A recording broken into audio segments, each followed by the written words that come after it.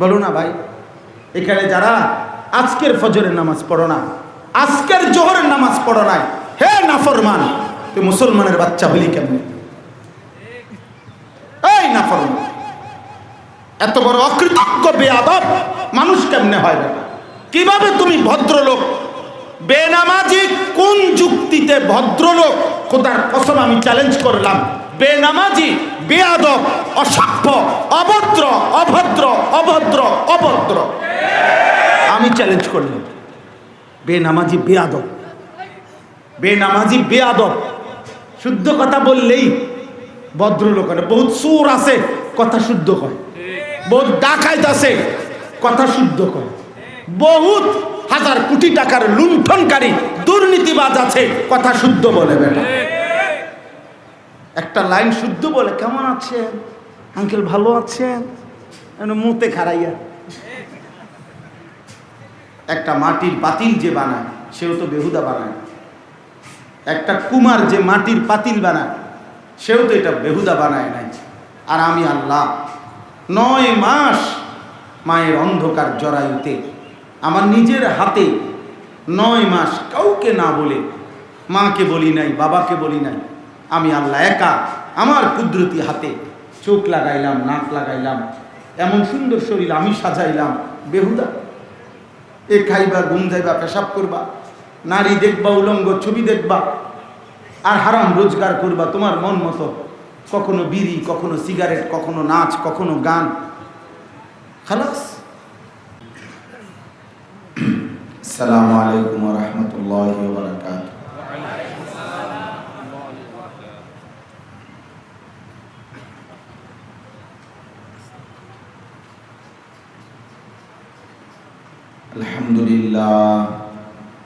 আলহামদুলিল্লাহ নাহমাদুহু ওয়া নাস্তাঈনুহু ওয়া নাস্তাগফিরুহু ওয়া নু'মিনু বিহি ওয়া নাতাওয়াক্কালু আলাইহি ওয়া না'উযু বিল্লাহি মিন শুরুরি আনফুসিনা ওয়া মিন সাইয়্যাতি আ'মালিনা। মান ইয়াহদিহিল্লাহু ফালা মুদিল্লা লাহু ওয়া মান يضلله فلا هادي له ونشهد أن لا إله إلا الله وحده لا شريك له ونشهد أن سيدنا وحبيبنا ومولانا محمدا عبده ورسوله. أما بعد فأعوذ بالله من الشيطان الرجيم. بسم الله الرحمن الرحيم.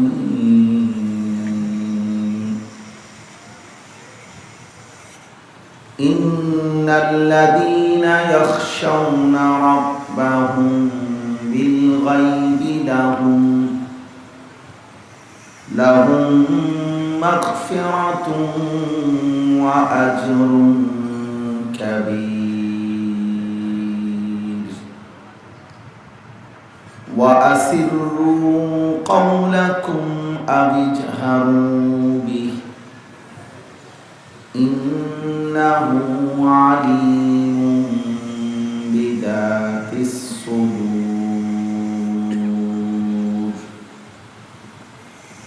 ألا يعلم من خلق وهو اللطيف الخبير. هو الذي جعل لكم الأرض ذلولا فامشوا في مناكبها وكلوا من رزقه وإليه النشور.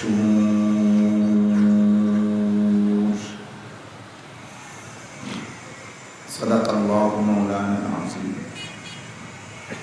قال نبينا صلى الله عليه وسلم ما رأيت مثل الجنة نام طالبها وما رأيت مثل النار نام هاربها اللهم صل على محمد وعلى آل محمد كما صليت على إبراهيم وعلى آل إبراهيم إنك حميد مجيد اللهم بارك على محمد وعلى آل محمد كما باركت على إبراهيم وعلى آل إبراهيم إنك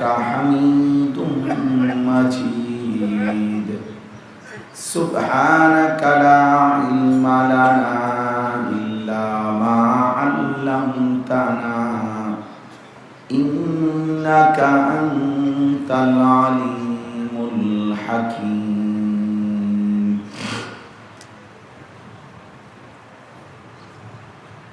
الحمد لله আল্লাহ পাক রব্বুল ইজ্জত যুল জালাল ওয়াল ইকরামের ফজল কারাম রব্বুল আলামিনের অপরিসীম ইহসান মেহেরবানি দয়া আল্লাহ তাআলা আমাদেরকে আজ 22 এপ্রিল 2026 রোজ বুধবার বগুড়া জেলা গাবতলী সুখানপুকুর রেলওয়ে হাট ময়দান আল জামিআতুল ইসলামিয়া তালিমুল কোরআন বালিকা মাদ্রাসার উদ্যোগে আজকের এই মোতাবাররাক ইসলাহি মজলিস ইসলাহি মাহফিলে আল্লাহ তাআলাই আমাদেরকে আসবার বসবার আল্লাহর জন্যই জমা হওয়ার তৌফিক দান করেছেন আলহামদুলিল্লাহ। দুপুরের রৌদ্রের সময় স্বাভাবিকভাবে আসলে বয়ানের জন্য খুব উপযুক্ত মুনাসিব সময় না। আপনাদের জন্য এই রৌদ্রের মধ্যে খোলা জায়গায় বসাটাও কষ্টকর। এরপরেও ইন্তজামের বিকল্প যদি জায়গা থাকতো তো চেষ্টা করতেন। ওনাদের পক্ষে যেটুকু সম্ভব হয়েছে সেটুকুই ইন্তজাম করেছেন। এখন আমার কথা হলো, কষ্ট করে দাঁড়ায়া বা বসে যার যেমনে সুবিধা হয়, আমি খুব চাপাচাপি করতেছি না, যেমনে সুবিধা হয় আপনি এমনি শুনেন। কিন্তু শুধু একটা শর্ত হলো, হাতে মোবাইল ধরে ভিডিও বা রেকর্ড করা যাবে। মোবাইল হাতে ধরে ভিডিও রেকর্ড করলে আমি তারে সর্বোচ্চ ধমক দেব এবং চেষ্টা করব বাইর করে দিতে। এটা আমার নিয়মিত চেষ্টা। এই জন্য একজন ছোট বড় ডানে বামে প্রত্যেকেই অল্প একটু সময় যার যেমনি সুবিধা হয় প্রয়োজনে বসেন যদি পারেন। জায়গা না থাকলে নিজেদের দুইটা জুতা একসাথ করে ওটার উপরে বসে। মাটির উপরে বসলে লজ্জার কিছু নেই। মাটিকে আল্লাহ তাআলা বলছেন যে আমি মাটিটা তোমাদের জন্য বিছানা বানাইছি। আলাম নাজআলিল আরদা মিহাদা ওয়াল আরদা ফারাশনাহা ফানি'মাল মাহিদুন। আল্লাহ তাআলা বলছেন জমিন আমি বিছানা বানাইছি। আর বাস্তবিকেও জমিন যদি এভাবে বিছানার মতো না হতো তাহলে আমাদের বসার জন্য ব্যবস্থাপনা অনেক ব্যয়বহুল হইত। এই সবগুলো মানুষের জন্য চেয়ারের ব্যবস্থা করা অনেক ব্যয়বহুল, খরচ বেড়ে যেত, অনেক কষ্টকর হয়ে যায়। কিন্তু আলহামদুলিল্লাহ জমিনের সাথে আমরা সবাই, মাটির সাথে আমাদের একটা আলাদা মহব্বত আছে, যেহেতু আমরা এখান থেকেই সৃষ্টি। এই জন্য মাটিতে বসার দ্বারা কোনো লজ্জার কিছু নেই, অপমানেরও কিছু নেই। আমাকে মাটিতেই থাকতে হবে, মাটির থেকেই আমি আল্লাহ তাআলার দয়ায় সৃষ্টি। আবার এই মাটিতেই আমাকে ফিরে যেতে হবে এবং এই মাটি থেকেই একদিন আমাকে উঠানো হবে। যেটা আমরা সবাই পারি এই বাক্যটা, কোরআনের এই আয়াত, মিনহা খালাকনাকুম ওয়া ফিহা নুঈদুকুম ওয়া মিনহা নুখরিজুকুম তারাতান উখরা। এই মাটি থেকেই আমি আল্লাহ তোমাদেরকে সৃষ্টি করেছি, এই মাটিতেই আবার তোমাদেরকে ফিরিয়ে নিয়ে আসব এবং একদিন এই মাটি থেকেই আবার তোমাদেরকে পুনরায় কবর থেকে হাসরের ময়দানে উঠাবো। কিছুদিন আগে আমার জ্যাঠা মারা গেছেন, বড় জ্যাঠা। তো আমি ওনার জানাজা আমি পড়াইছিলাম। জানাজার আগে ওনার জন্য যে কবর খুঁজছে, খালি তখন কবরটা, কবরের সামনে দাঁড়াইছিলাম অনেকক্ষণ, কবরের মাটির দিকে খালি জায়গাটা বসে বসে জানাজারও আগে দিয়ে দেখছি, তাকাইয়াই ছিল। তো মনে হইতেছিল যেন কবর আমাকে বলতেছে যে আনিস, তোমার জ্যাঠাকে বানাইবার জন্য আমি আমার থেকে একটু মাটি দিছিলাম ফেরেশতার কাছে, আজ আমার মাটি আমি আমার কাছেই নিয়ে নেব এবং কিছুদিনের মধ্যেই আমার মাটি আমি আমার সাথে মিশিয়ে ফেলব। এটাই বাস্তবতা। হযরত বারা ইবনে আযিব রাদিয়াল্লাহু তাআলা আনহু একজন সাহাবী, তিনি বলেন যে আমি একদিন আমরা নবী সাল্লাল্লাহু আলাইহি সাল্লামের সাথে একজন সাহাবীর জানাজা পড়তে গেছি। তো জানাজার আগ মুহূর্তে নবী সাল্লাল্লাহু আলাইহি সাল্লাম এরকম খালি কবর, তখনও দাফন করে নাই, কবরের সামনে দাঁড়াইছে।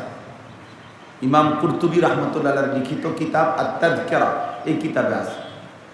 তো সাহাবারা বলেন আমরাও পাশে দাঁড়াইলাম আর তাকায় দেখলাম খালি কবরটার দিকে তাকিয়ে নবী সাল্লাল্লাহু আলাইহি সাল্লাম অনেকক্ষণ কাঁদলেন, আমরাও তার সাথে কাঁদলাম। কান্না, অনেকক্ষণ কান্না করে নবী সাল্লাল্লাহু আলাইহি সাল্লাম চোখ মুছতে মুছতে বললেন, সাহাবাদেরকে বললেন, ইয়া ইখওয়ানি লিমিথলি হাদা আইদ্দু, আমার ভাইরা, আমার সাথীরা, তোমরাও এই কবরের জন্য প্রস্তুতি নাও, এই কবরের জন্য প্রস্তুতি নাও। তাহলে ওই মাটির কথা বলতে গিয়ে বললাম, এজন্য যাদের সুযোগ হয় মাঝে মাঝে দাফনের আগে কবর যখন খোঁড়া শেষ, কবরের দিকে নিচে কিছুক্ষণ তাকায়, মনোযোগ দিয়া, দিল দিয়ে, তো তখন মনে পড়বে দুনিয়া কি করছেন আর ওখানে যে কি করবে। আল্লাহ নবী সাল্লাল্লাহু আলাইহি ওয়াসাল্লাম বলছেন, আলাইকুম বিজিয়ারাতিল কুবুর, তোমাদের উচিত কবর জিয়ারত করা। ফাইন্নাহা তুযাক্কিরুল মাউত, কেননা কবর জিয়ারত করলে এই কবর তোমাদেরকে মৃত্যুর কথা মনে করাবে। আর অন্য হাদিসে আছে তুযাক্কিরুল আখিরা, তোমাদেরকে আখিরাত মনে করাবে, আমার গন্তব্য আমাকে মনে করাবে। কোনো মানুষের জীবনের সবচেয়ে বড় সম্পদ অন্যতম একটি, যে যার কলিজার ভিতরে আখিরাত মনে আছে, আমি এখানেই শেষ না, এটাই আমার শেষ না, আমার আরেকটা গন্তব্য আছে। দুনিয়া শুধু খাইয়া পড়া চলে গেলাম, প্রতিদিনকার আজার বাজার ব্যবসা উপার্জন মিলাইয়া দুনিয়ায় ভালো কিছু মন্দ কিছু একটা কিছু করে চলে গেলাম, শেষ হয়ে গেলাম না। মৃত্যু মানে শেষ না, মৃত্যু মানে সমাপ্তি না, মৃত্যু মানে হারিয়ে যাওয়া না, মৃত্যু মানে ধ্বংস না, মৃত্যু মানে স্থানান্তর, ইন্তেকাল। মানে এটা এখানে ছিল, এখানে সরাই নিলাম, এতটুকুই। মূলত সৃষ্টির পরে কোনো মানুষের আর শেষ নাই। মায়ের পেট থেকে জন্ম নেওয়ার পর এই মানুষের আর কোনো দিন শেষ হবে না, সে শুধু স্থানান্তর হবে। আমরা মাটিতে ছিলাম, মাটির থেকে নির্দিষ্ট পরিমাণ খাবারের মধ্যে আমাদের সৃষ্টির উপাদান ছিল, নির্দিষ্ট পরিমাণ খাবার আমাদের বাবা কে বক্ষণ করাইয়া নির্দিষ্ট পরিমাণ বীর্যের ফোঁটায় আমাদের বেঁচে থাকার জীবনের উপাদান ছিল। সেখান থেকে মায়ের জরায়ুতে আল্লাহ তাআলার কুদরতে পৌঁছানো হয়েছে। সেখান থেকে স্থানান্তর হয়ে 9 মাস পরে একদিন মায়ের পেট থেকে বের হয়েছি। এখান থেকে আবার স্থানান্তর হয়ে কবরে যাইতে হবে। সেখান থেকে আবার হাসরের ময়দান, সেখান থেকে আল্লাহ তাআলার সামনে, সেখান থেকে মিজানের পাল্লার সামনে, সেখান থেকে ফুলসেরাতের সামনে, সেখান থেকে পার হইতে পারলে জান্নাত অথবা পড়ে গেলে জাহান্নাম। জান্নাতে যে যাবে সেও চিরস্থায়ী, জাহান্নামে যে যাবে সেও চিরস্থায়ী। জান্নাতিরও আর কোনোদিন মৃত্যু হবে না, জাহান্নামীরও আর কোনোদিন মৃত্যু হবে না। তাইলে শেষ হইল কোথায়? আমরা বারবার শুধু কি হই, হচ্ছি এবং হব, স্থানান্তর হচ্ছে, স্থানান্তর হচ্ছে। এই জন্য ভুলে গেলে চলবে না। আপনি চোখ বন্ধ করলেই ঝড় থামে না। ঝড় তুফান আসতেছে, চারিদিক অন্ধকার হয়ে গেছে, আপনি চোখ বন্ধ করে বললেন কই না, কিসের ঝড় তুফান, কিচ্ছু না, শুধু মিথ্যা কথা, মিথ্যা কথা। চোখ বন্ধ করলেই তুফান বন্ধ হয়ে যাবে? অতএব আমি বুঝি নাই বলে মৃত্যু থামবে না, আমি ভাবি নাই বলে, আমি খেয়াল করি নাই, আমি ঘুমেছিলাম, আমি অসুস্থ ছিলাম, কোনো কিছু দিয়ে, কোনো যুক্তি দিয়ে আব্বা মৃত্যুকে ঠেকানো যাবে না। কেউ যদি বুঝে কিংবা না বুঝে, হাসে কিংবা কাঁদে, আনন্দ কিংবা বেদনা, তাকে মরতেই হবে। অট্টালিকার মানুষটাও কবরে যাবে, মাটির ঘর কুড়ে ঘরের মানুষটাও কবরে যাবে, ওইখানে তাকে পৌঁছতেই হবে, ওই গন্তব্যে আমাদেরকে যেতেই হবে, কোনো সন্দেহ নেই, কোনো সন্দেহ নেই। এই জন্য কিশোর ছেলে তোমাদেরকে বলি, নওজোয়ান ভাই তোমাদেরকে বলি, দোস্ত আমার, বন্ধু আমার, এটা অনেক বড় কথা যে গন্তব্য চিনে না, কোত্থেকে আসলাম, কোথায় যাব, কি করছি, কেন আসলাম, এই পার্থক্য শক্তি আমার জন্য, আমি মানুষ, আমার একটা পার্থক্য শক্তি থাকতে হবে, বিবেচনা বোধ থাকতে হবে। এই গন্তব্য যার নাই, পার্থক্য শক্তি যার মধ্যে নাই, অর্থাৎ এটা হালাল, এটা হারাম, এটা জায়েজ, এটা না জায়েজ, এটা পাক, এটা না পাক, এটা উচিত, এটা অনুচিত, এটা আদেশ, এটা নিষেধ, কোনো কিছুই যার মনে নাই, এটা বহুত দুর্ভাগ্য, অনেক বড় দুর্ভাগ্য।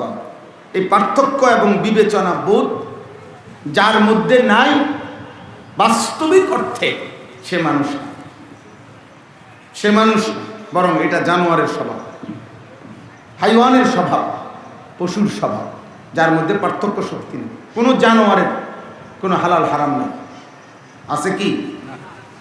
কোনো জানোয়ারের কোনো পাক না ফাক নেই, জায়েজ না জায়েজ নেই, আদেশ নিষেধ কিছু নেই, পার্থক্য শক্তি তার কাছে নাই।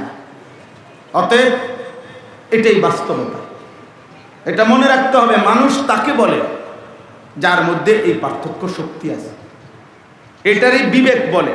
আমরা যে বলি বিবেক, বেটা তোর বিবেক নাই, তার মানে তোমার মধ্যে পার্থক্য শক্তি নেই, তোর মধ্যে বেটা বিবেচনা বোধ নাই, তার মানে পার্থক্য শক্তি নেই। যার কাছে হালাল হারাম বরাবর, পাক নাফাক বরাবর, জায়েজ না জায়েজ বরাবর, ও বাস্তবিক অর্থে মানুষ। ও যদিও 2 পা, কিন্তু সে আসলে জানো সে চতুষ্পদ জন্তু। এটাই কোরআনুল কারীমে আল্লাহ তাআলা একাধিক আয়াতের মধ্যে এই কথাটা তুলে ধরছেন, এই কথাটা তুলে ধরছেন।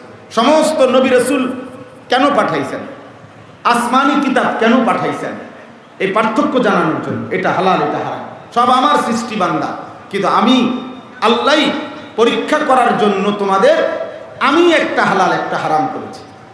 মনে করেন, আপনারা কল্পনা করেন তো যে ছাগল এবং কুকুর এই সাইজে, শরীরের গঠনে একই সাইজ, কি বলেন? উভয়টার সৃষ্টিকর্তাকে উভয়টার শরীরের গোশত রক্ত এগুলো দিছে কে? আল্লাহই দিয়েছে। এখন ছাগলের গোশত খাওয়া হালাল না হারাম? কে করেছেন?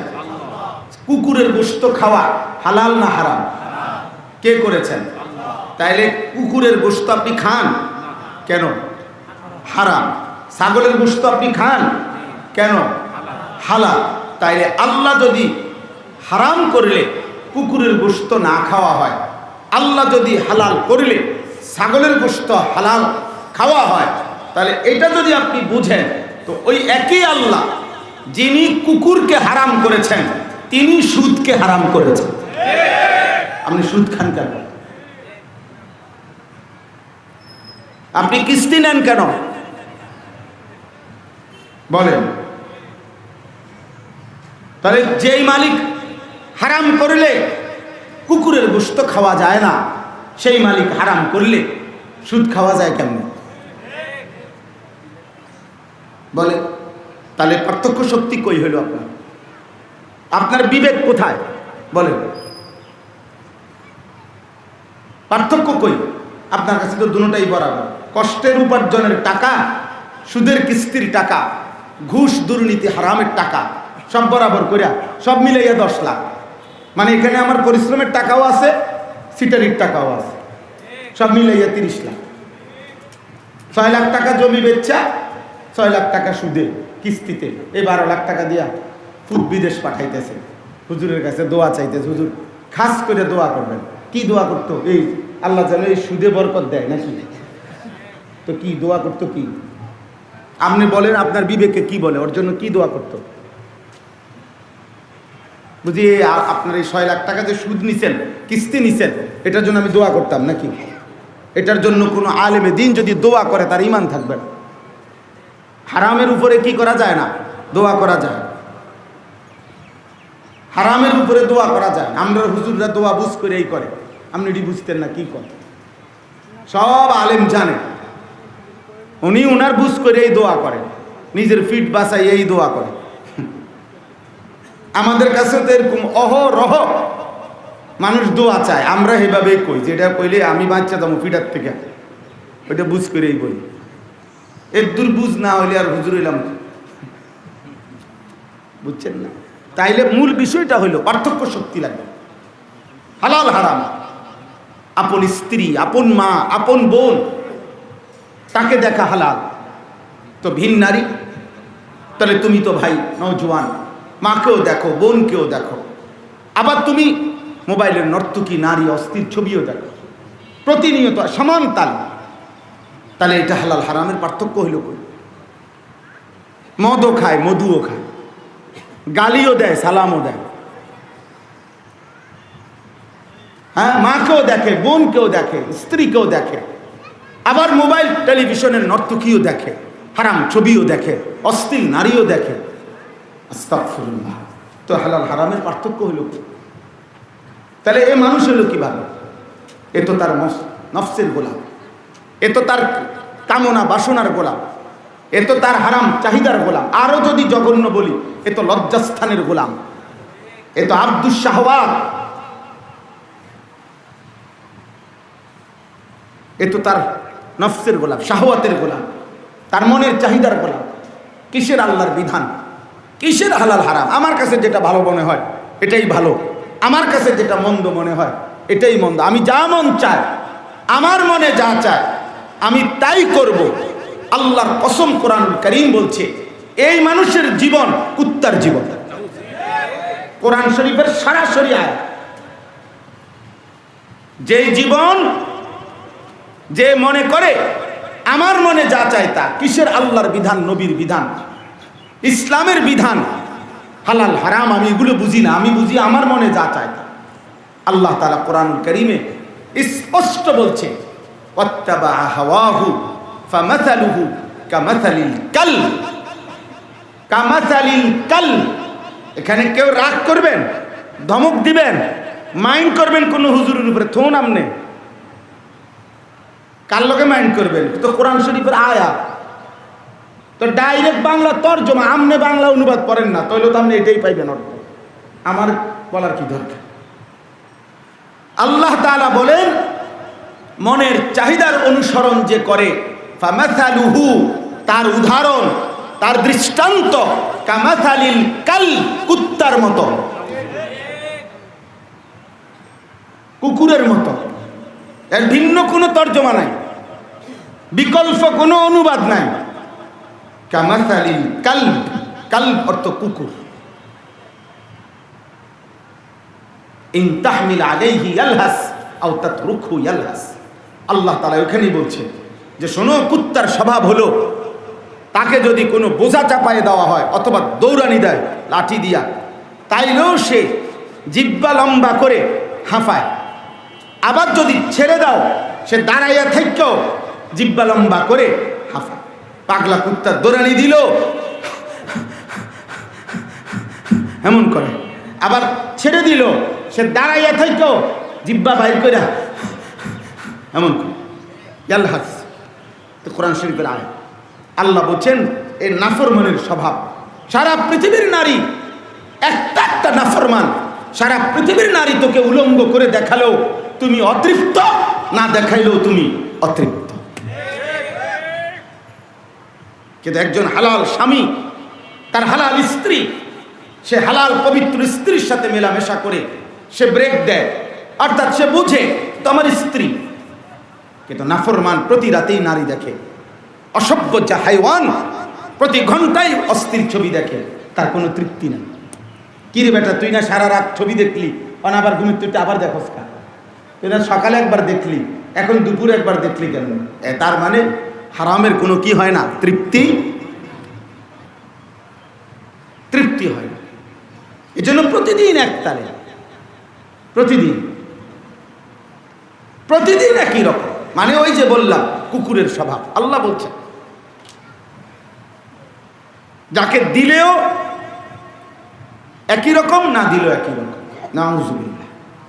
আমার ভাই, আমার আব্বা, প্রত্যেকের কাছে, অতএব আমি শুরুতে এই কথাটা বললাম, আমরা যদি আখিরাতকে না ভাবি, গন্তব্য না চিনি, কোথায় যাচ্ছি, কোথায় যাব, কোথায় গিয়ে পৌঁছবো, প্রতিদিন চারদিকের এই মানুষ যারা মৃত্যু হয় তারা কই যায়, কেন যায়? কেউ তো মরতে চায় না রে বাপ, কিন্তু কেউ থাকতে পারে না কেন? কেউ থাকতে পারে না কেন? কে তাদেরকে নিয়ে যাচ্ছে নিয়ম মাফিক?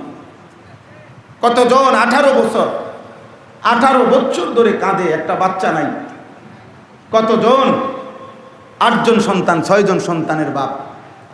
কে করছে প্রতিদিন জীবনের আয়োজন, প্রতিদিন মৃত্যুর আয়োজন? আল্লাহ তাআলা বলেন আমি করছি। মানে আল্লাযী খালাকাল মাউতা ওয়াল হায়াতা, প্রতিটা মৃত্যু আমি তৈরি করছি। মৃত্যুর ফয়সালা আমি দিচ্ছি, জীবনের ফয়সালা আমি দিচ্ছি। যে মরছে আমার সিদ্ধান্তে, যে জীবন পাচ্ছে সে আমার সিদ্ধান্ত। কার সিদ্ধান্ত? আল্লাহ তাআলার সিদ্ধান্ত, আল্লাহ তাআলার সিদ্ধান্ত। অতএব আত্ম উপলব্ধি এটা অনেক বড় নিয়ামত। মানে নিজেকে বুঝা, আমাকে আমি বুঝা, আন্দাজ করা, আমাকে আন্দাজ করা, এই উপলব্ধি আমাদের ইসলাহি মাহফিলের মূল মাকসাদ। ইসলাহি মাহফিল মানে হলো আত্মসংশোধন, আত্ম উন্নয়ন, আত্ম উপলব্ধি, আত্মসচেতনতা, আত্ম উন্নয়ন, আত্মশুদ্ধি, আত্মগঠন। মানে আমাকে গঠন করা, আমার কলিজার ভিতরে এ কথার অনুভব হওয়া আমি মানুষ, আমি মুসলমান, আমি কালেমাওয়ালা, আমার সৃষ্টিকর্তা আল্লাহ, আমার নবী মুহাম্মাদুর রাসূলুল্লাহ সাল্লাল্লাহু আলাইহি ওয়াসাল্লাম, আমার কিতাব কোরআন, আমার ধর্ম ইসলাম। এই 4টি জিনিস আমার। আল্লাহ আমার রব, মুহাম্মদ সাল্লাল্লাহু আলাইহি ওয়াসাল্লাম আমার রাসূল, কোরআন আমার কিতাব, ইসলাম আমার ধর্ম। এই 4টি নিয়ামত আমার। অতএব আমি যেই কোনো মানুষের মতো, কোনো কাফের মুশরিক আর বেঈমানের মতো, কোনো ইহুদি খ্রিস্টান আর হিন্দু বৌদ্ধের মতো, কোনো নাস্তিক মুরতাদ বেঈমানের মতো, কিংবা কোনো জন্তু জানোয়ারের মতো আমি চললে হবে না। আমার শুরু আছে, আমার গন্তব্য আছে, আমার মঞ্জিল আছে। শুধু ভাত মাছ ঘুম, পেশাব পায়খানা আর যৌন চাহিদা পূরণ এতটুকুই যথেষ্ট নয়। এতটুকুর নাম ইনসান না, এতটুকুর নাম মুসলমান। এই কথা মনে করায় দেওয়া, এই কথা কলিজার মধ্যে বসানো, নিজের জিন্দিগির এই দুনিয়াবি শুধু দুনিয়া চাহিদা পূরণ, এই জীবন সংশোধন করে দুনিয়া বাদ দিতে বলে নাই, সংসার বাদ দিতে বলে নাই। এই আমি এখন আপনাদেরকে শোনাবো। আল্লাহ তাআলা বলছেন, বান্দা গোটা পৃথিবী আমি, এই জমিন আমি বিছায় দিছি, আমার জমিনের যেখানে যাও ওখানেই রিজিকের ব্যবস্থাপনা আছে তোমার জন্য। তুমি রিজিক তালাশ করো, তুমি আমার রিজিক বক্ষণ করো, আমার জমিন পুরাটা তুমি ব্যবহার করো। শুধু 24 ঘন্টা যাই করো, একটা কথা দিলে রাখো, আমি আল্লাহর কাছে ফিরতে হবে। তোমাকে আমি দুনিয়া উপার্জন করতে মানা করি না, বান্দা দুনিয়া তো আমি তোমার জন্যই বানাইছি। হুয়াল্লাযী খালাকা লাকুম মা ফিল আরদি জামিআ, আল্লাহ বলেন আল্লাহই তোমাদের জন্য জমিন তিনি সৃষ্টি করেছেন পুরাটা। সাখখারা লাকুম মা ফিস সামাওয়াতি ওয়াল আরদ, আল্লাহ তাআলা বলেন 7 আসমান ও জমিন আল্লাহ তোমাদের অধীনস্থ করে দিয়েছেন তোমার জন্য। বাতাসকে আল্লাহ বলেন আমি তোমার নিয়ে অধীনস্থ করেছি, আমি করেছি। আল্লাহ কোরআনে এইখানে আছে, আওয়ালাম ইয়ারাউ ইলা তাইরি ফাওকাহুম সাফাতিন ওয়া ইয়াকবিদ মা ইউমসিকুহুন্না ইল্লার রহমান। সুবহানাল্লাহ। আল্লাহ তাআলা বলে, বান্দা একবার যেই পাখিটা উঠছে তোমার মাথার উপরে, পাখি ওর দিকে তাকাও তো, ওটার দিকে দেখো না। আল্লাহ বলে দেখো, দেখলেই দেখবা এই যে উঠতেছে, দেখো তুমি। একবার সে পাখা ছড়াইয়া উঠতে থাকে, আবার পাখা গুটাইয়া সে দাঁড়ায় থাকে, স্থির হইয়া থাকে।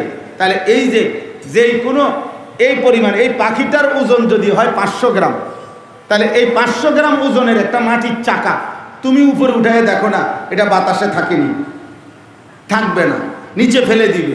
তাহলে এই পাখিটা একবার পাখা ছড়াইয়া, একবার পাখা গুটাইয়া বাতাসটাকে নিয়ন্ত্রণ করে সে যে মাইলের পর মাইল উঠতেছে, স্থির থাকতেছে শূন্যে, খোদার কসম আল্লাহ বলেন মা ইউমসিকুহুন্না ইল্লার রহমান, এভাবে তাকে শূন্যের মধ্যে স্থির রাখছে, উড়াচ্ছে এক আল্লাহ ছাড়া আর কেউ না। মা ইউমসিকুহুন্না ইল্লার রহমান, আল্লাহই করছেন, আল্লাহই করছেন। তাহলে আল্লাহ বলেন আমি অধীনস্থ করেছি জমিন, আমি তোমার জন্য দিচ্ছি, কায়নাত পুরাটা আমি তোমার অধীনস্থ করেছি। সারে দুনিয়া তেরে লিয়ে, सारे दुनिया तेरे लिए, तू सिर्फ मेरे लिए। तमाम दुनिया तुम्हार জন্য, তুমি শুধু আমার জন্য, তুমি শুধু বান্দা আমার জন্য, তোমাকে বানাইছিলাম আমার জন্য। দুনিয়া তো আমি এমনিই দিচ্ছি, কামরা কামড়ি করো কেন? এত মিথ্যা, এত বাটপারি, এত সিটারির কি দরকার? আমি তো প্রায় বলি মিয়া, কত বড় লোকের বাড়িতে গেছি আমরা, আমি কোটি কোটি টাকার মালিক, আর 400 কোটি 1000 কোটি টাকার মালিকের বাড়িতে তো দেখছি কি কয়টা ফার্নিচার, কয়টা ফার্নিচার, এক সেট সোফা, একটা ডাইনিং টেবিল, 6টা চেয়ার, 3টা 4টা বক্স খাট, 2টা ফ্রিজ, 2টা এসি, আর কিছু কাঁচের প্লেট, লবণের বাটি, আর সবটি বাথরুমের মধ্যে আপনার একটা একটা বালতি বদনা, গোসলের মগ, ব্রাশ, টুথপেস্ট, আর প্রতিদিনকার কয় টাকার বাজার। এইটুকু দুনিয়ার জন্য এত মিথ্যা বললেন, এত এত বাটপারি করলেন, এত ধোঁকাবাজি করলেন, এত নিয়ম করলেন। এইটুকু দুনিয়া, আখিরাত, এটুকু দুনিয়ার ব্যবস্থা করতে গিয়ে 5 ওয়াক্ত নামাজের 1 ওয়াক্ত নামাজ পড়ার সুযোগ পাইলেন না। 365 দিনে, খোদার 1 বছরে কোনোদিন ফজরের নামাজ পড়লেন না। হায় না ফরমান মুসলমানের সন্তান, এমন মালিক কেমনে ভুলে গেল? এমন সৃষ্টিকর্তা কেমনে ভুলে গেল? যিনি নিঃশ্বাস দেন, যিনি চোখের দৃষ্টি দিচ্ছেন, 24 ঘন্টার বেঁচে থাকার প্রতি সেকেন্ডের শক্তি, যোগ্যতা যিনি দিচ্ছেন, 365 দিন 1 বছর এমন পার হয়ে গেল, একদিনও ফজরের নামাজ পড়লেন না। মুসলমান এত বড় নিকৃষ্ট কিভাবে হয়? মুসলমান এত বড় হাইওয়ান, মানুষরূপী পশু কিভাবে হয়? কিভাবে সম্ভব বলে? অতএব আমি শুরুতে আমার এই কথাটা শক্ত করে বললাম, প্রত্যেকটা ছেলের কাছে, বাবার কাছে এই কথার শুরু এটা। আখিরাত, আমাদের পরকাল, আমাদের মৃত্যু পরবর্তী জিন্দেগি। আপনাকে ভাবতেই হবে। আপনি চালাকি করেন, আল্লাহর রহমত হুজুর ভাত খাই, ঘুম যাই, পেশাব পায়খানা করি, ছেলে ফেলে বিদেশ আছে, কামাই রোজগারি চলতেছে, খাইয়া পয়রা ভালো আছি। না না না চাচা, খাইয়া পয়রা আপনার চাতে জানোয়ার আরো ভালো আছে। হাইওয়ান খাইয়া পয়রা আমাদের চাইতে ভালো। পশুর খাবারের মধ্যে কোনো ফরমালিন নাই। বাঘ 3 বেলা যদি খায় 3 বেলায় গোশত খায়।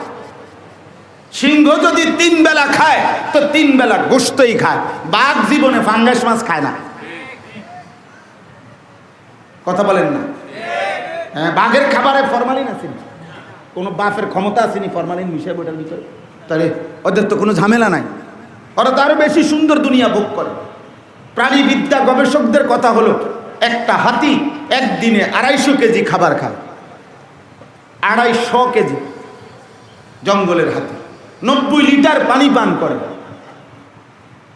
কি ভাই, তো দুনিয়া কি আমাদের চাইতে বেশি ভোগ করছে না কম? তাই তাই যদি দুনিয়া ভোগ করাই সফলতা হয় তো হাতি সবচেয়ে বড় সফল। আমি তো নিজে দেখছি, জিজ্ঞাসা করছি, একটা বাঘ কমপক্ষে 20 থেকে 25 কেজি গোশতের কম একবারে খায় না। কমপক্ষে 20 থেকে 25 কেজি আধমন গোশত খায়, স্বাভাবিক, সর্বনিম্ন। এর কমে তার লোকমা হয় না, খাবার হয় না। যে মালিক তাকে প্রতিদিন এই পরিমাণ গোশত খাওয়াইতেছে, একটা তিমি, গবেষকদের কথা হলো 200 জন সামর্থ্যবান পুরুষ যে পরিমাণ খাবার খায়, একবারে এক লোকমা একটা তিমি ওই পরিমাণ খাবার খায়। দুনিয়া কি ভোগ করছেন? দুনিয়া কি ভোগ করছেন? এটুকু দুনিয়ার জন্য আখিরাত ভুলে গেলেন। এক সেট সোফা বানাইতে গিয়ে এত মিথ্যা বললেন। একদ্দুর সংসারে কয়টা রুম, 4টা রুম 2টা বাথরুম বানাইতে গিয়ে এত টাকা কিস্তি নিলেন। আজকে 30 বছর ধরে ওজনে কম দিচ্ছেন। প্রতিদিন প্রতিদিন উপার্জনের মধ্যে মিথ্যা বলতেছেন।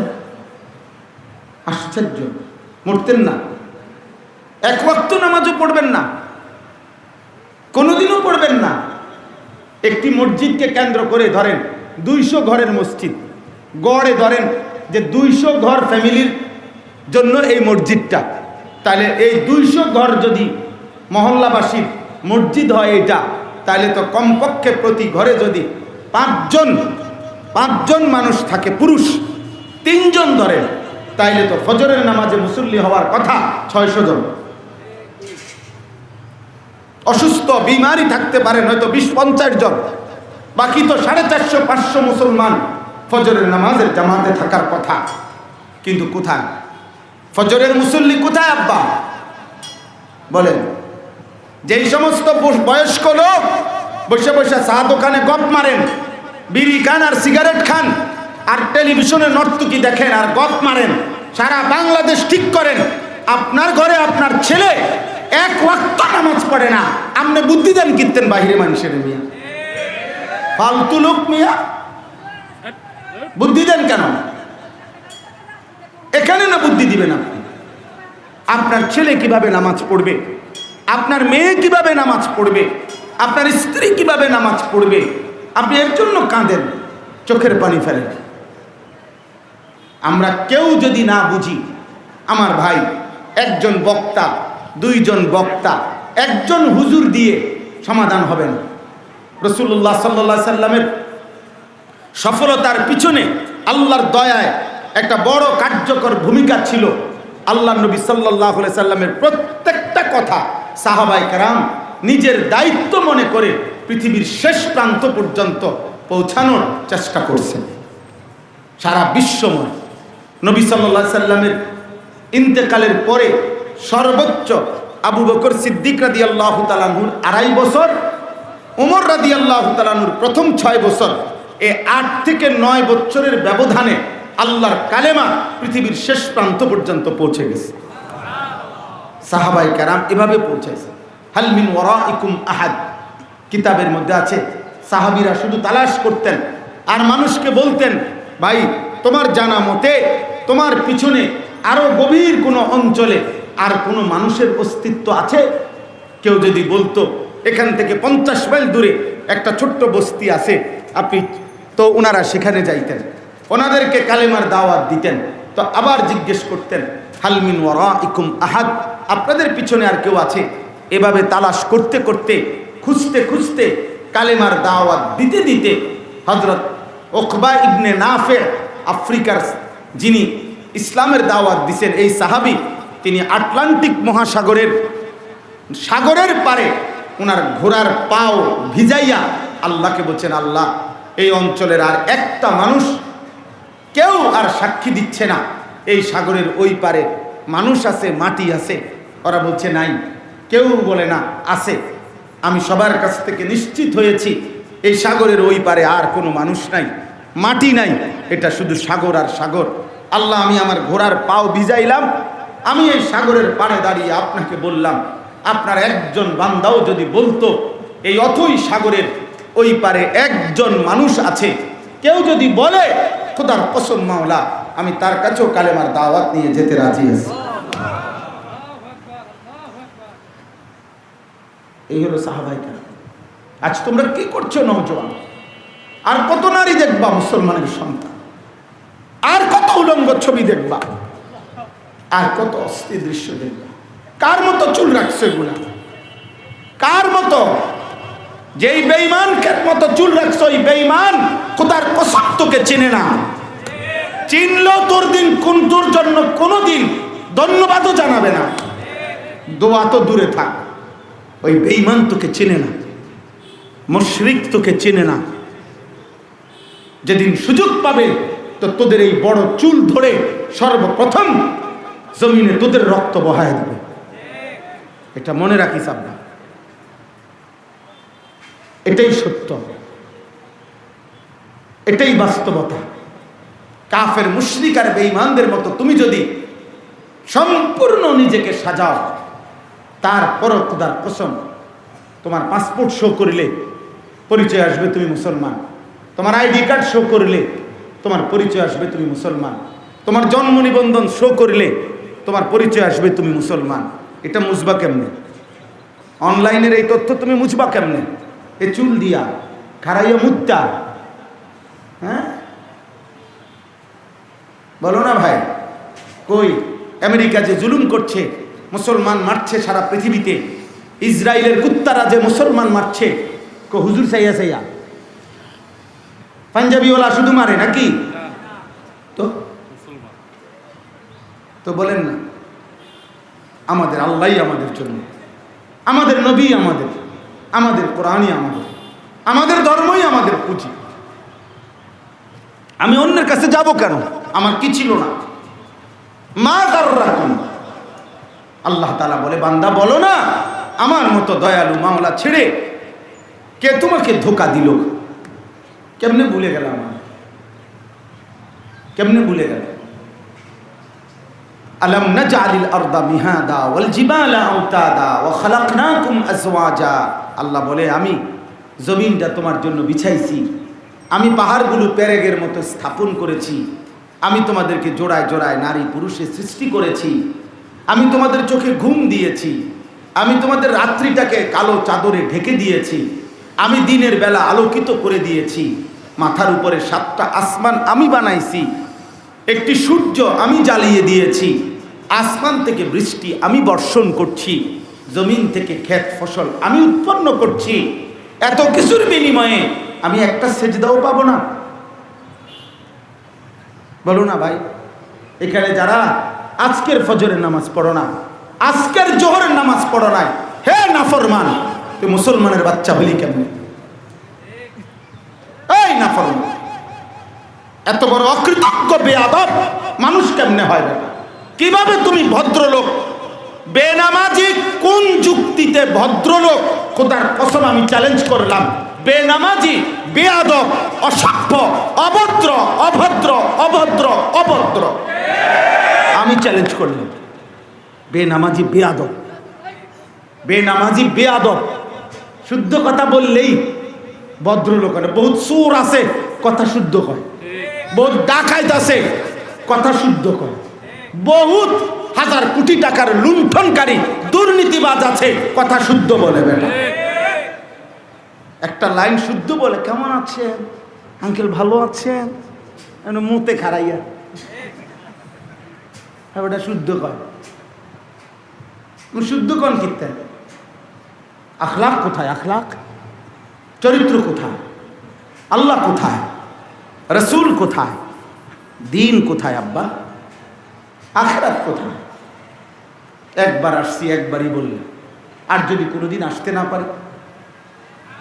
ওই যে মৌলানা ফয়সাল ভাই বলছেন, মৌলানা আমারে অনেক দিন আজকে মনে 2-4-5 বছর ধরে বলে, সব সময় দেখা হইলে বলে, হুজুর আমি আল্লাহর কাছে বলি, কোনোদিন আমি আপনার কাছে মাহফিল চাইব না, আমি আল্লাহর কাছে বলি যদি মালিক কোনোদিন চায়।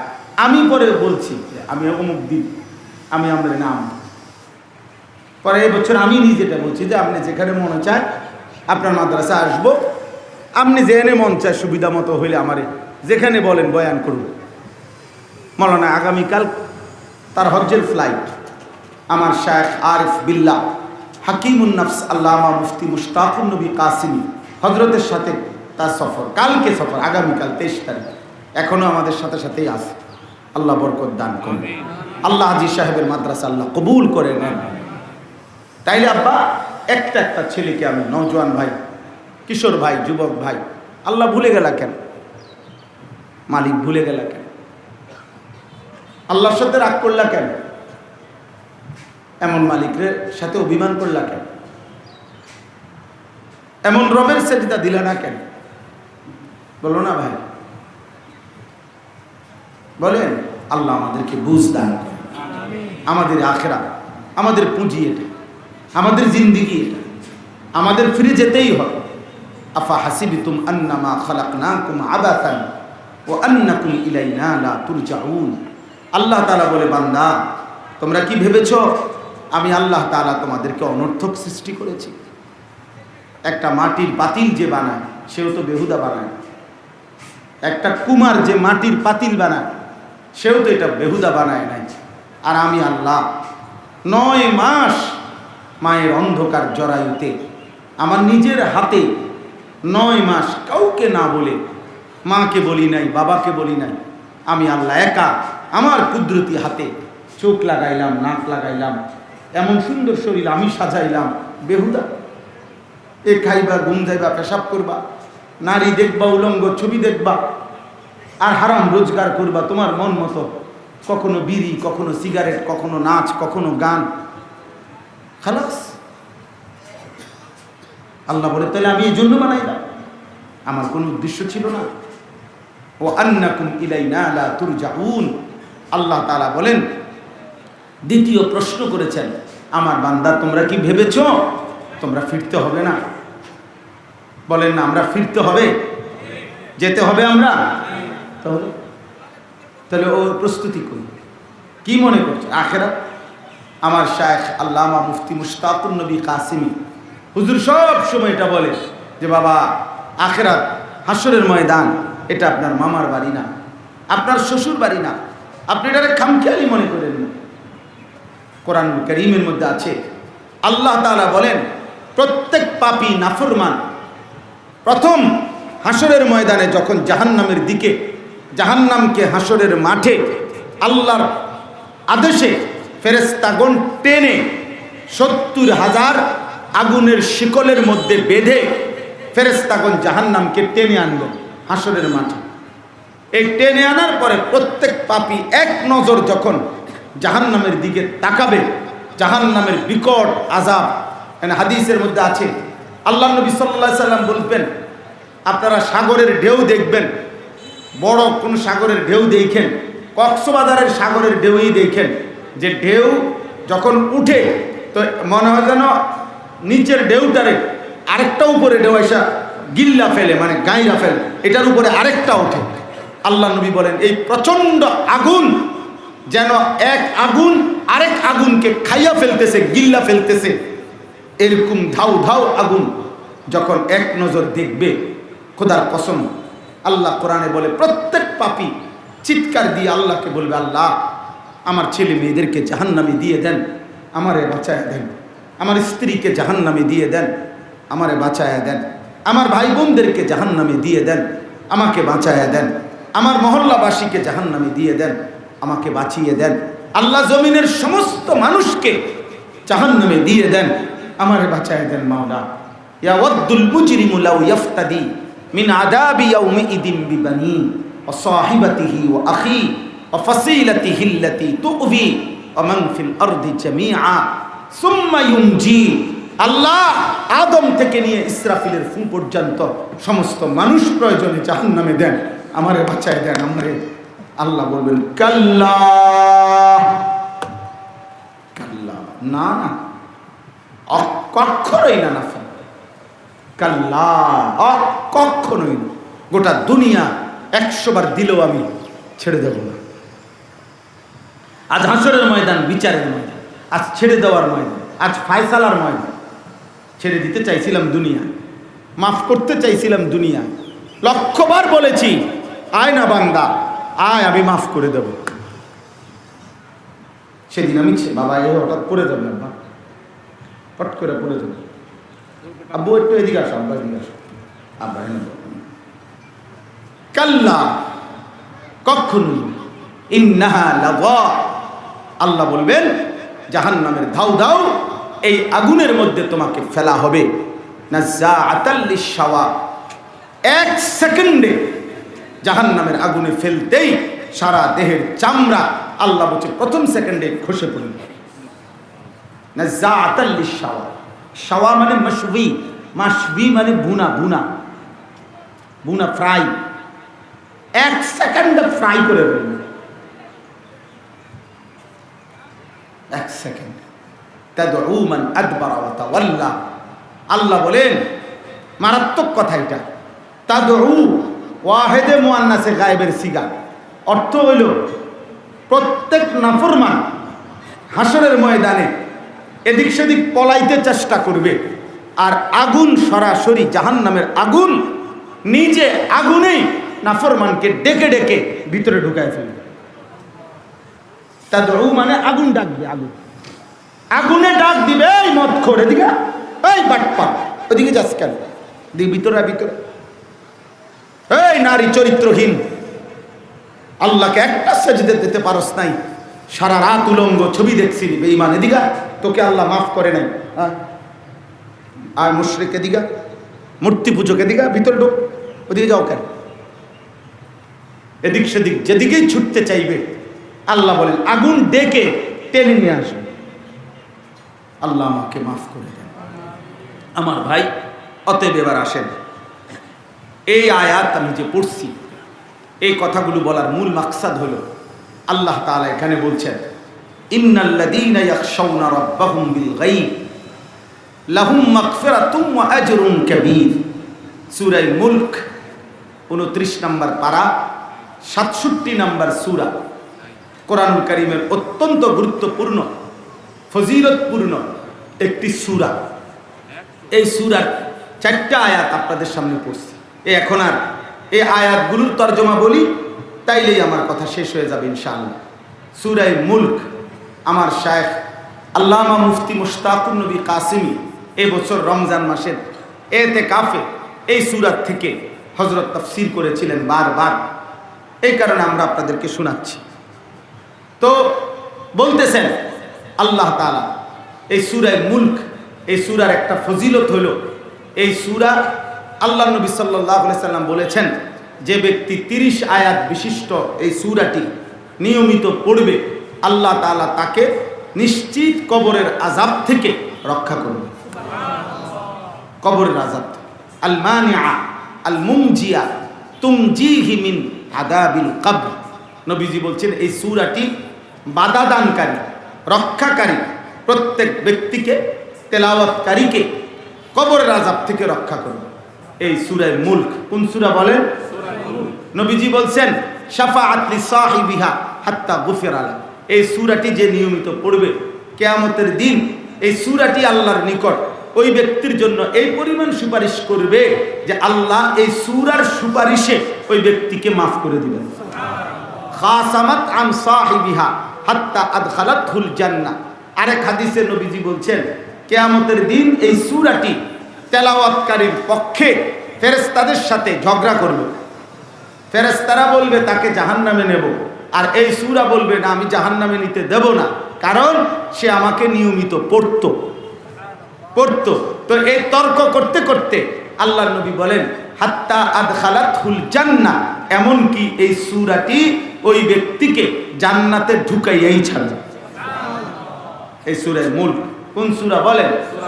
রাসূলুল্লাহ সাল্লাল্লাহু আলাইহি ওয়াসাল্লাম বলেছেন লা ওয়াদিতু আন্না হাদিহি সূরা ফি কলবি কুল্লি মুমিন, আমার আশা, নবীজি বলেন আমার উম্মতের প্রত্যেকটা মুমিনের কলিজায় অন্তরে এই সূরাটি থাকুক।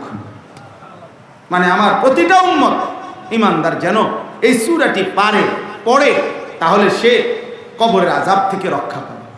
এজন্য হযরত আব্দুল্লাহ ইবনে আব্বাস রাদিয়াল্লাহু তাআলা আনহুমা তিনি তাফসীরে আছে, কাউকে যদি উপদেশ দিতেন, নসিহত করতেন, তো এটাও বলতেন তুমি তোমার সন্তান, পরিবার, তোমার স্বজন, তাদেরকে সূরা মুলক শেখাবে।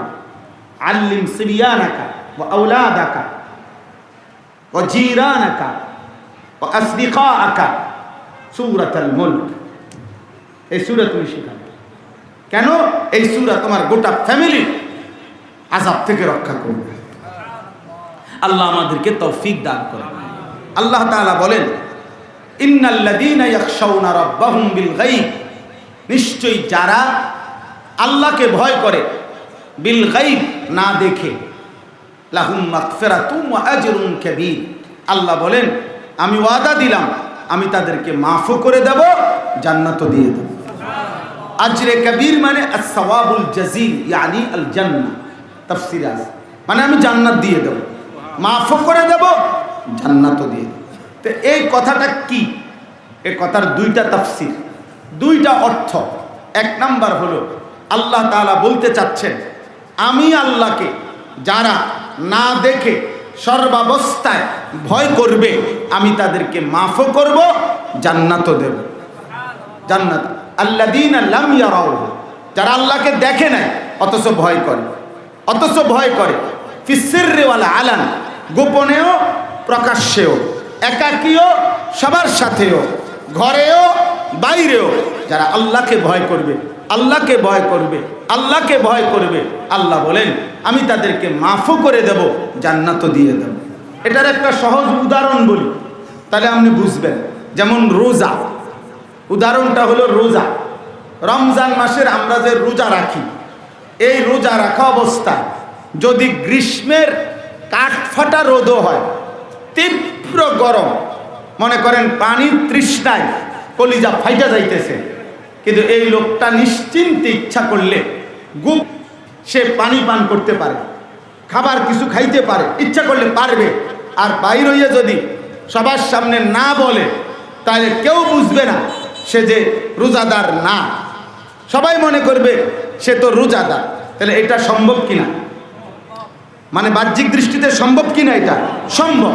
কিন্তু এরপরেও একজন ঈমানদার সে এই প্রচণ্ড তৃষ্ণা ক্ষুধা উপেক্ষা করে, সে একাকী খাওয়ার সুযোগ আছে গোপনে, তারপরও খায় না, হ্যাঁ, বরং পূর্ণ অভুক্ত, ক্ষুধার্ত, তৃষ্ণার্ত, তবুও রোজা রাখে।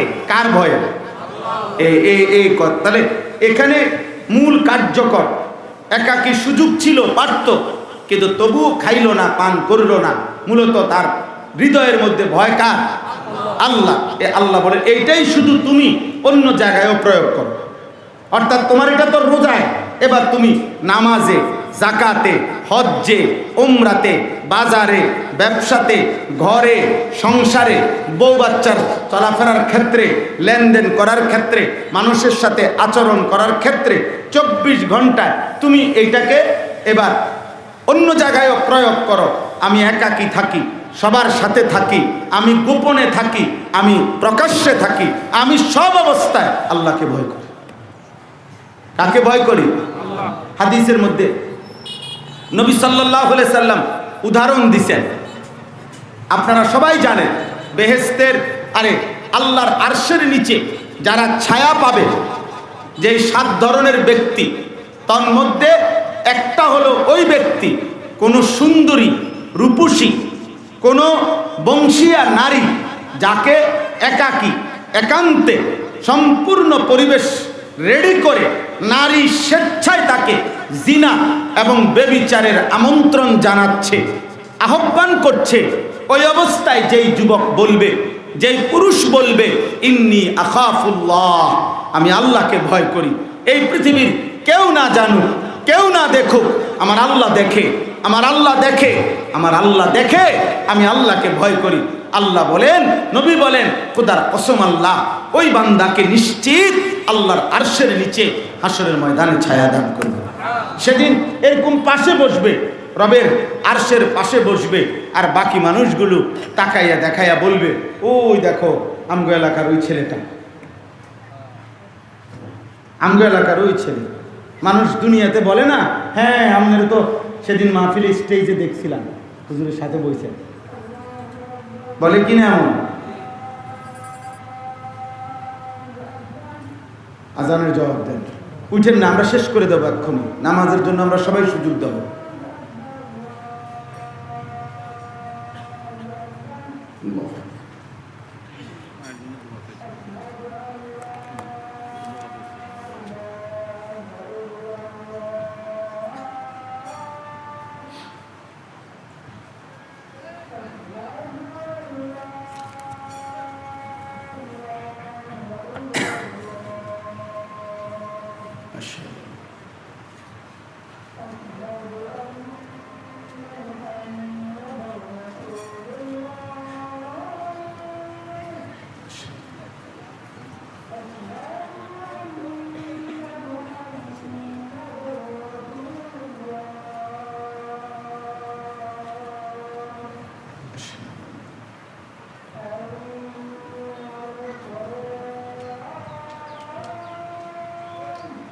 لا حول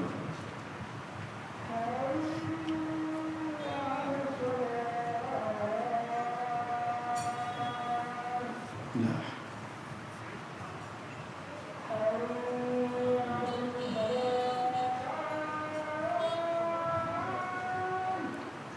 لا حول ولا قوة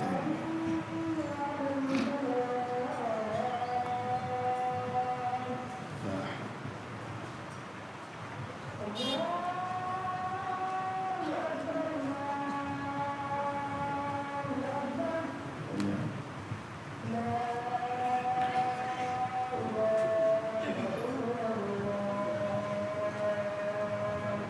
اللهم صل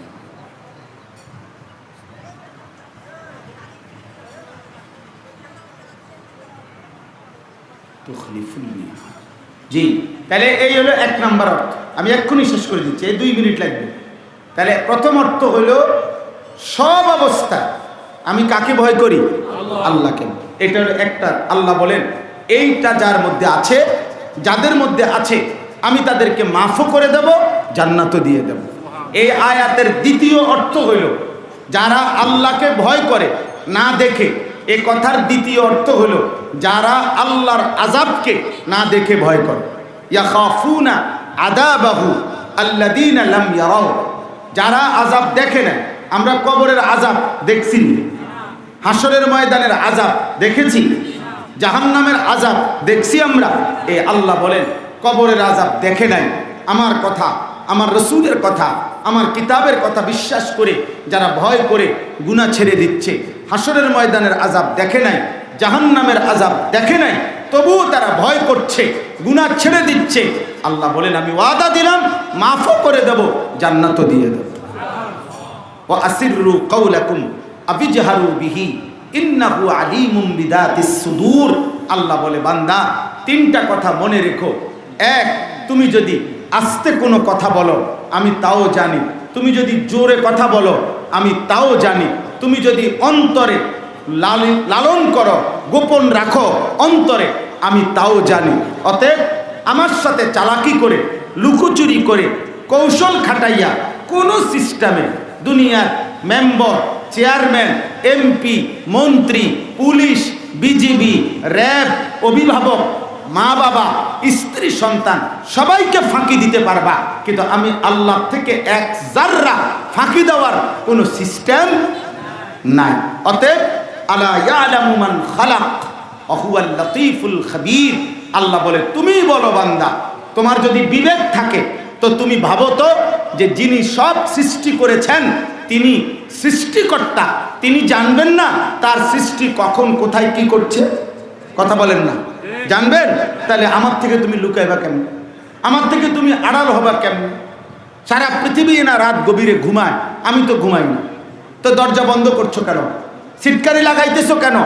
লাইট বন্ধ করলে কি হইছে? আমি আল্লাহ কি দেখি না? আমি কি জানি না? শেষ কথা হইল আল্লাহ তাআলা বলেন হুয়াল্লাযী জাআলা লাকুমুল আরদা যালুলান ফামশু ফি মানাকিবিহা ওয়া কুলু মির রিজকি ওয়া ইলাইহিন নুশুর। এই কথাটাই বলতে চাইছিলাম, বলে ফেলছিলাম।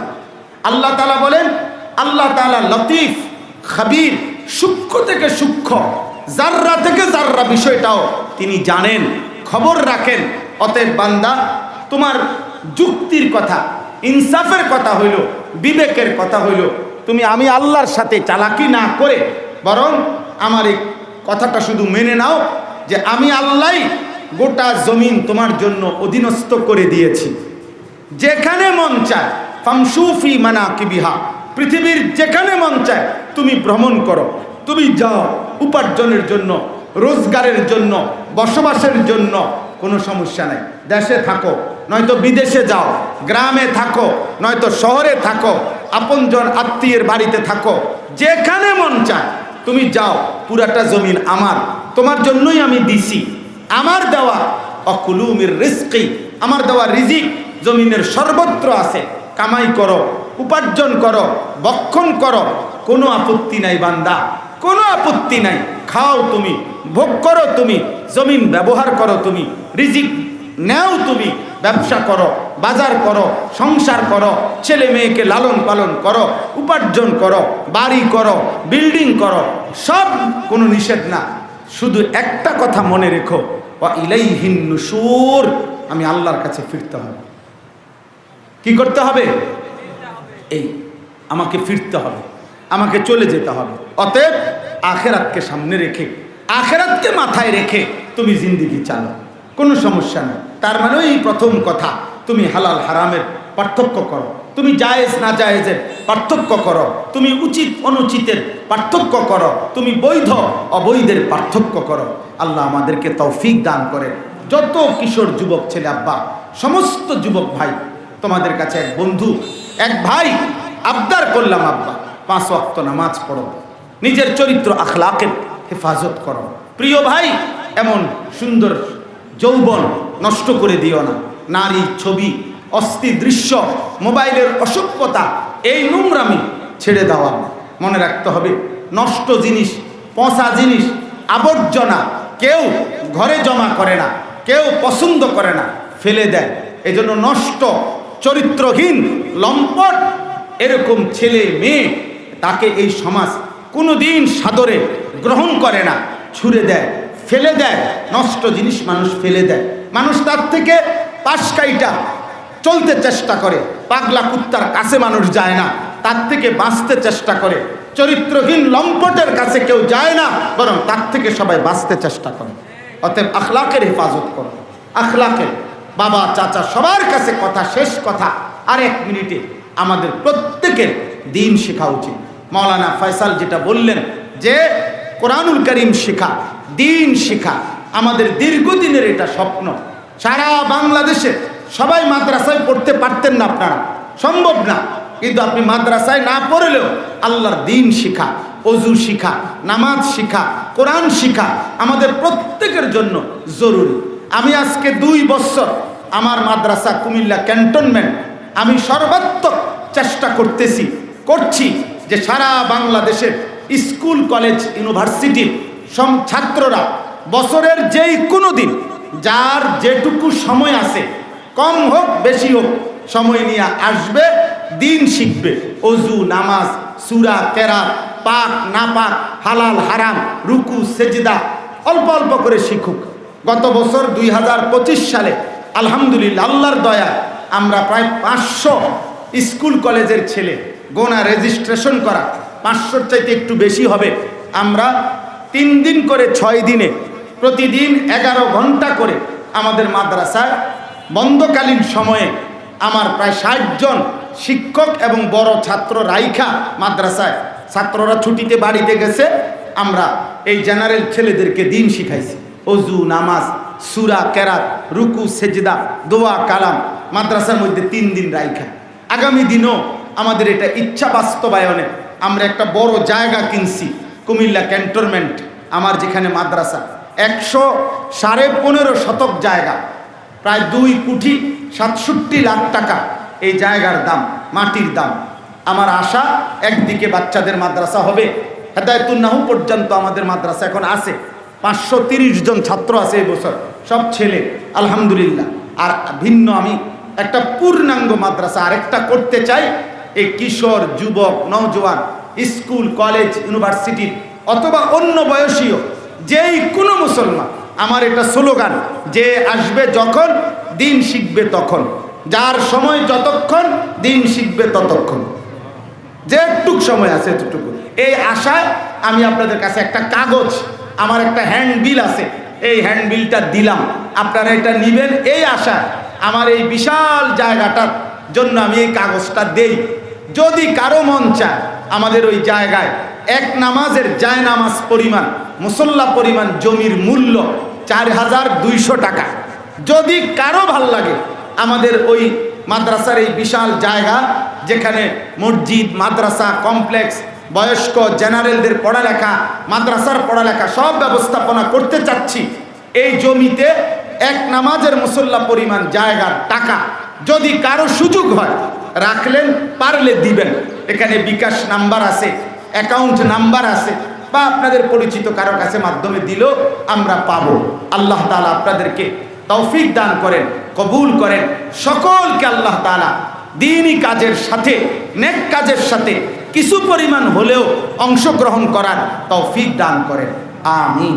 আলহামদুলিল্লাহি রাব্বিল আলামিন। আল্লাহুম্মা আনতাস সালাম ওয়া মিনকাস সালাম, তাবারাকতা ইয়া যাল জালালি ওয়াল ইকরাম। মওলাই করিম আপনি মাফ করে দেন, মেহেরবান মওলা আপনি মাফ করে দেন। আল্লাহ আজকের এই মজলিস আপনি কবুল করে নেন, মাদ্রাসা আপনি কবুল করে নেন, আল্লাহ এই ইন্তজাম আপনি কবুল করে নেন। আমাদের সমস্ত কবরবাসীদেরকে মাফ করে দেন, আমাদের জীবিতদেরকে ঈমান, আমল, ইখলাস, তাকওয়া, সেজদাওয়ালা কপাল, জিকিরওয়ালা জবান দান করেন। আল্লাহ দ্বীন মেনে চলার তৌফিক দান করেন।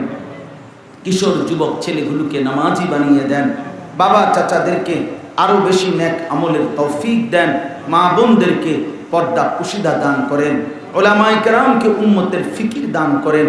আল্লাহ এই মাদ্রাসা আপনি কবুল করে নেন, মুসলমানের কন্যাদেরকে দ্বীন শিখার তৌফিক দান করেন। আল্লাহ আমাদের সবাইকে দ্বীনি কাজে অংশগ্রহণ করার তৌফিক দান করেন। অসুস্থ বিমারি যারা শিফা করে দেন। আল্লাহ অনেক শ্রদ্ধেয় মেহমান এসেছেন, অনেক উলামায়ে কেরাম এসেছেন, প্রত্যেককে আল্লাহ কবুল আর মনসুর করেন, কবুল আর মনসুর করেন, রহম করেন, করম করেন। আল্লাহ আমাদের সবার জীবন সুন্দর করে দেন, আখিরাত সুন্দর করে দেন, অভাব দূর করে দেন। এক মায়ের জন্য অসুস্থ, প্রচণ্ড অসুস্থ, দোয়া চেয়েছে, আল্লাহ ওই মাকেও আফিয়ত দান করেন। আল্লাহ আপনার যা ফয়সালা তাই ফয়সালা আপনি করে দেন। আয় আল্লাহ আমাদের সবাইকে কবুল আর মনসুর করেন, রহম আর করম করেন। হাজী সাহেব সহ আল্লাহ মাদ্রাসার সাথে সম্পৃক্ত প্রত্যেককে কবুল আর মনসুর করেন। উস্তাদ, ছাত্র ছাত্রী সবাইকে ইখলাস ও তাকওয়া দান করেন। রব্বির হামহুমা কামা রব্বায়ানি সগীরা। আয় আল্লাহ গোটা পৃথিবী শান্ত করে দেন, গোটা পৃথিবী শান্ত করে দেন। আল্লাহ ট্রাম্প আর নেতানিয়াহুর হাত থেকে পৃথিবীটাকে বাঁচান মাওলা। এই দুই জালেমকে ধ্বংস করে দেন, এই ফেরাউনদেরকে ধ্বংস করে দেন, এই নমরুদদেরকে ধ্বংস করে দেন, এই দাজ্জালদেরকে ধ্বংস করে দেন। জমিন পাক করে দেন মাওলা, জমিন পাক করে দেন।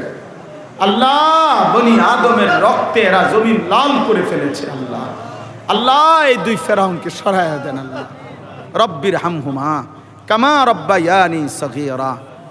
ওয়া সাল্লাল্লাহু তাআলা আলা খাইরি খালকিহি মুহাম্মাদিন ওয়া আলিহি ওয়া আসহাবিহি আজমাইন। সুবহানা রাব্বিকা রাব্বিল ইজ্জাতি আম্মা ইয়াসিফুন ওয়া সালামুন আলাল মুরসালিন ওয়ালহামদুলিল্লাহি রাব্বিল আলামিন।